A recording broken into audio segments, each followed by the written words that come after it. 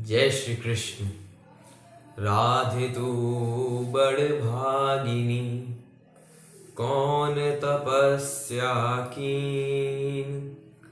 राधे तू बड़ भागिनी, कौन तपस्या कीन। तीन लोक तारण तरण, सो तेरे आधीन।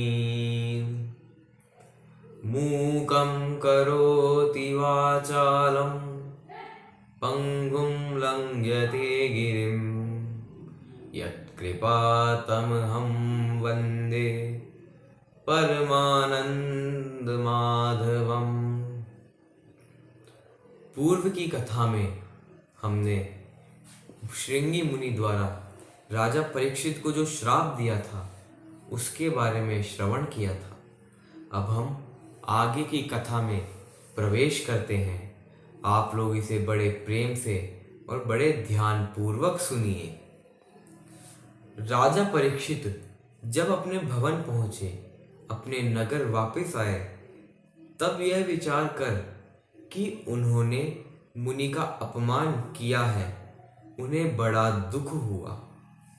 तभी शमीक मुनि के शिष्य गौरमुख वहां आकर उन्हें सारी बात बता देते हैं।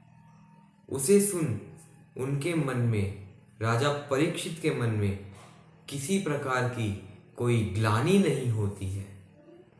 इसे विरक्ति का कारण मान उन्होंने अपना राज्य अपने पुत्र जन्मेजय को सौंप दिया और स्वयं सब कुछ त्याग करके, वे खुद सब कुछ त्याग करके गंगा जी के तट पर चले गए।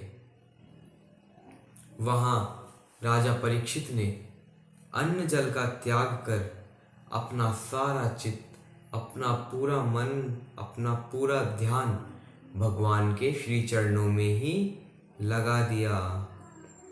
महानुभावा मुनियः स शिष्याः। तब वहां सभी मुनि ऋषि अपने शिष्यों सहित आ पहुंचे। राजा परीक्षित के पास सभी मुनि अपने शिष्यों के साथ गंगा तट पर आ पहुंचे। परीक्षित जी ने उन सभी को प्रणाम किया। परीक्षित जी ने उन सभी ऋषियों को प्रणाम किया और उनका आदर सत्कार भी किया, उनका पूजन भी किया। तब परीक्षित जी कहते हैं, मुझे तक्षक के काटने से या उसकी कोई चिंता नहीं है।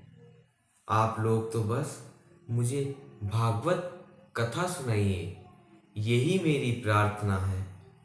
मैं जिस भी योनि में जाऊं वहां भगवान और उनके भक्तों में मेरा अनुराग सदैव बना रहे। मेरा सदैव भगवान में और उनके भक्तों में अनुराग बना रहे। तब आकाश से पुष्प वर्षा होने लगी और दुंदुबियां भी बजने लगी। तब सभी मुनि उनकी प्रशंसा करते हैं।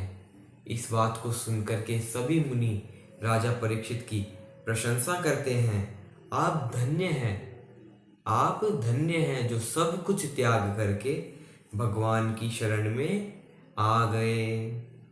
बंदाऊं गुरु पद पदुम परागा, सुरुचि सुबास सरस अनुरागा।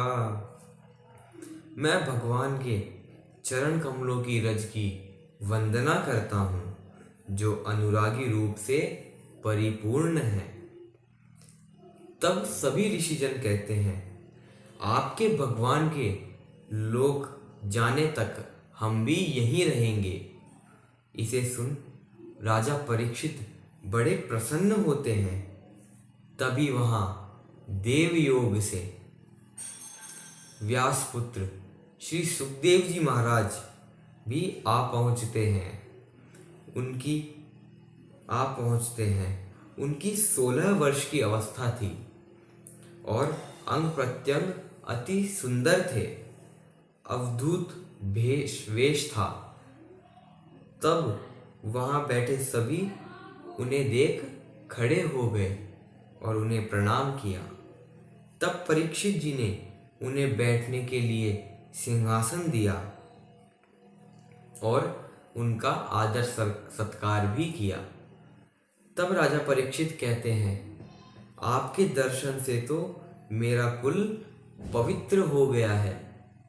भगवान श्री कृष्ण की कृपा से ही आप यहाँ पधारे हैं, अन्यथा म्रियमाण व्यक्ति को तो आपका दर्शन अति दुर्लभ है।